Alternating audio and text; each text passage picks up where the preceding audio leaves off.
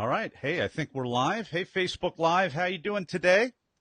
Hope you are rocking and rolling. I am really looking forward to this week preview. I have about 3 interviews today only, and several tomorrow. I think we have about 7. And so I wanted to introduce you to some of the people that you're going to be meeting here this week. It's going to be rad. It's going to be awesome, and I'm really looking forward to the conversations we're going to have. Now, I hope you enjoyed yesterday's conversation with my coach, Bob Kittredge. That was a special segment for our upcoming 100th anniversary 100th episode, Be the Talk broadcast. I'm going to compile several different interviews with people later today. I don't have this on the description for today, but episode number 001, Lefford Fate, joins me later today at 6 o'clock Eastern, and we're going to have a backstory with him. He was my first guest, and he was pivotal in his leadership, his influence, getting other people on board when I hadn't launched yet and nobody had heard of me. I didn't have any interviews that were public or even any interviews at all about 3 months ago, 3 to 4 months. Well, it was a little longer than that because I built up a whole bunch. And those first 40 interviews that I launched with were by far the hardest to get. Now it's really simple to get interviews. I'm starting to get people starting to kind of pester me and text me, and I don't know who they are. And fortunately, they do have a branded talk when I search for them. So it's getting a lot easier, which I really appreciate. But I'm going to be talking to Lefford, just like we talked to Bob yesterday. If you haven't seen that segment, I've put it up on LinkedIn. I've put it up here on Facebook, and the YouTube link is live. And what that means is, unlike so many other people, I wish everybody would do this. Don't you wish everybody would send you a link to a YouTube link? Don't you wish that everybody on your Facebook wall that did these Facebook Lives would take the time to download the Facebook video, upload it to YouTube, and then post the YouTube link so that, yeah, I'm getting likes right now, so that you could watch it 1.5 speed or double speed. And I think they should make it triple speed, frankly, because I can actually listen to these things. If it's one of my recordings, I actually remember what I was saying, and I can actually track triple speed. If it's somebody else's, I'm pretty much stuck at 2.25. I can't listen and comprehend too much faster than that. So anyway, the link is on there. You don't have to waste all of your time second to second. You can watch it double speed. Now, who are we talking to this week? We've got some incredible people going on this week. And why is the timer up there? It's because I really frankly don't have a whole lot of time to spend on Facebook Live here today. Excuse me. I've got to, actually what I have to do is free up hard drive space on my computer because I've got 0.5 terabyte. And I'm having such a hard time cleaning off more than, 30 or 40 gigs at a time. So it just keeps cluttering on me. So first, our first interview today is going to be with Richard Petty. He gave a talk called Confidence, What Does It Do? And he's got a interesting take. Now, Professor Petty, I don't believe, is an internet marketer. So he's not trying to just make us all confident for the sake of being confident. I think from previewing his talk, his point is that confidence, if you're right about things, then it's a really good thing to have, but we're not always right, and yet we can be very confident in our being wrong. So this is going to be a really fun conversation about all of that. Then we're going to talk to actually, this is going to be meta because we're going to talk to Logan McDougall of Pocatello, Idaho. Okay, now, where is Pocatello, Idaho? It's in western Idaho. It's pretty close to Yellowstone, right over the border. And Pocatello is known for a TED Talk by Roman Mars. a TED, not with the X, but a big TED talk in which he talks about flags and he talks about flag design and all of that. And he starts ripping on the flag of San Francisco and other poorly designed flag. And then he has a secret punchline at the end, and he shows you the flag of Pocatello, Idaho, which is apparently voted the worst flag ever. Logan McDougall decided that this was not going to be. This was not going to stand on his watch, and I commend him. A real leader does something. So after seeing his beloved hometown or current town kind of dragged through the mud on this TED Talk, Logan spearheaded the charge to redesign the flag of Pocatello, Idaho, so that it would no longer be voted the worst flag ever. And so he successfully did that, and it's really a great talk because we talk about graphic design and we talk about sign design and we talk about, graphical interfaces a little bit in terms of visual interfaces. So those of you who are designer friends, you're really going to want to tune in for this. Hopefully we'll be doing a Facebook Live. The way that works, my friends, is if somebody comes on Skype and I can see them, then they're a good candidate for a Facebook Live, in case you're wondering. If they just give me a cell phone number, we're probably not going to go on Facebook Live. The big exception is if they have an enormous following, like last week, Star Hansen, the declutterer, the clutter whisperer, Star Hansen. I knew she had so much of a following that she just dialed in and we went Facebook Live, and that's gotten some huge amount of views if you see that. So sometimes there's exceptions to the rule. Hopefully we'll have Logan in for a Facebook Live as well. And then I ask them, I don't just hijack them. I ask them, does it matter to you either way if we go on Facebook Live? And I think just about everybody has said yes.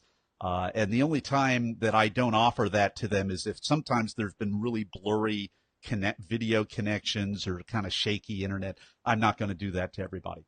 All right, our next talk is Professor Nick Fuhrman, Ranger Nick from the University of Georgia. And we're going to be talking about great teachers and how he was really mentored by Ranger Bill of the Maryland State Forestry Division.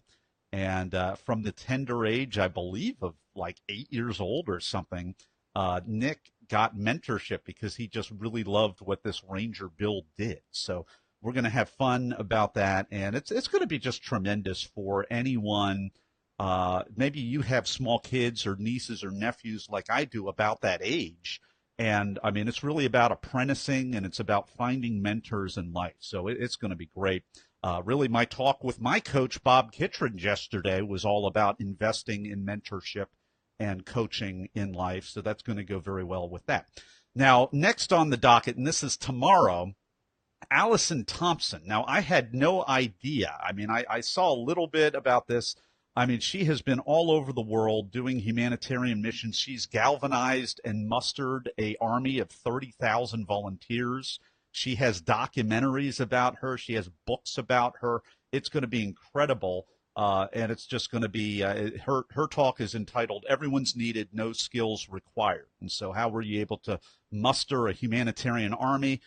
Maybe you, like I, have been privileged to go do off-the-grid humanitarian work in Africa or various parts of the world. I'm going to really enjoy talking with Alison tomorrow. I'm really honored to have people of that stature on the talk. She was given the highest civilian medal that you can get in Australia. I mean, it was like by, I think, Queen Elizabeth or something. I mean, I actually, her bio is so amazing that there were some things that I had to trim from the bio. The bio is off the chart when you're trimming, like, given the highest civilian award, by the Queen, and you have to trim that off of the bio just to make the bio shorter. So this is going to be incredible. The next one is by Tommy Maloney. It's called My Dad's Advice at 5:04 a.m. I believe it's about family and parenting and fathering and all of that. I need to review this again. Obviously, when you're doing 10 to 15 of these talks a week. Sometimes you get a little blurry. So that's part of why I do these previews now, is it keeps me on my toes. I want to see how much I remember from the very brief previews that I'm able to do on these talks. And so if I realize I need to go back and review, then I go back and review, because folks, you get into a false sense of routine, and it's easy to forget. So Tommy, if you're watching this, man, we're going to have a great talk tomorrow, and I will review your talk in a more comprehensive way. Okay. Then we have Joel Olson, who's going to be joining us. This is going to be amazing. He's going to be joining us, I believe, from Rwanda. Okay. Now, when I look and see the downloads of all the people that download to Be the Talk podcast, I actually have some really fantastic metrics. I have a map of the world, and when somebody downloads Be the Talk, their whole country lights up. I mean, it's just amazing. The country becomes alive. Okay.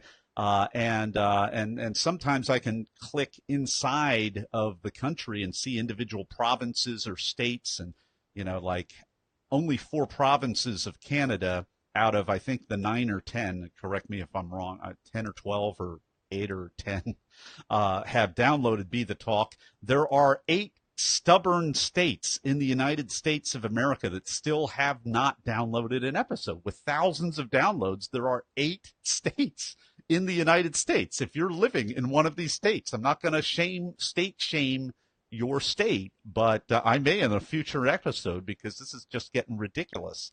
And 2 of them are in New England. 2 of them are in New England. I will say that. 2 of them, 4 of them are in the Midwest South. 2 in the Midwest, 2 in the South, and then 1 is Alaska. So if you live in Alaska, I guess I outed your state. Download Be the Talk. If you know anybody who lives in Alaska, or you live in Alaska, or you're traveling through Alaska right now, just download it, because I'm getting like OCD about all this stuff, my friends. Okay, so Joel Olson is, all of that to say, Joel Olson is joining us from Rwanda, I believe. He's doing, on permanent mission out there, I believe. 3 lessons I have learned from Rwandan communities. This is going to be a pretty sobering talk. I'm looking forward to it for sure. After that, Charlie Vollmer is going to be talking about artificial intelligence will never exist, but it is much better than that. Now, I've had a lot of AI talks so far on Be the Talk, and I've never had someone say it will never exist. So maybe he's defining it a little bit differently. I know if you go to his talk, there are several comments on it, and some of them are taking issue with that assertion. So we'll get to the bottom of that. You don't need to worry. All right, the gift of adversity is next. Marcus Aurelius Anderson. This is just going to be outstanding. I've heard really good things about Marcus and his talk. And from other people as well. I'm looking forward to that. I'm running out of time here on the little shot clock up there. The masks we hide behind, a fellow Delawarean. Okay, I think this is my first Delaware resident that I've had on Be the Talk from TEDx Dover. Shelby Wildgust is going to be with us, and she is just high energy, really great talk that she talks about masks and everything else. So I'm really looking forward to this. Again, we're going to have 3 of these talks today. If people join us successfully by Skype video, then we'll have the option to go Facebook Live. If they just call, if I have to call them up on the phone, probably not. So that's how it goes. So I hope you tune in throughout the day. Subscribe to the podcast. Come on, go to bethetalk.com. Subscribe, leave a review, do all this stuff. I'm doing something really that nobody else is doing. And I should probably think about listening to some of those NPR TED podcasts that are out there. But I don't. And you know why? Because I believe all they do is just play the YouTube TED Talk for you, maybe with a little bit of commentary. They don't take you. Nobody's taking you behind the talk like I am. I mean, nobody, with over 100,000 TED Talks and TEDx talks uploaded, really nobody from NPR has figured out to do this, to just call somebody up and interview them and, not have them give a performance, not just rip off, legally, license or whatever. They've got the rights. It's all Creative Commons, but commerce, creative. I can't remember the name of the license, so it's not illegal. It's not a ripoff. But I'm doing what nobody else that I'm aware of is doing 7 days a week, actually taking you behind the talk so that we can go beyond the talk. I mean, you hear about it all the time. It's a cut for time question in the Blitz round every single day on my podcast. What did you have to leave behind? Let's go beyond the talk. Let's find out about it so that you can have the tips, tools, and techniques to give your talk and spread your ideas, okay? TED is not supposed to be, branded talks are not supposed to be an elitist platform. It's supposed to be open and democratized for everybody, but it's a merit system, not based on who you are, not based on how much money you have, not based on how much followers that you have on social media. It's based on your ability to clearly articulate an idea, okay? An idea that's worth sharing, that's worth diversifying, that's worth going viral. And the people that have the best, well-articulated, best ideas out there, they're the ones that their ideas get spread, okay? That's the way it works, all right? I got to go. I will see you later today and tomorrow as we go on Facebook Live. Thanks so much, everybody. Take care.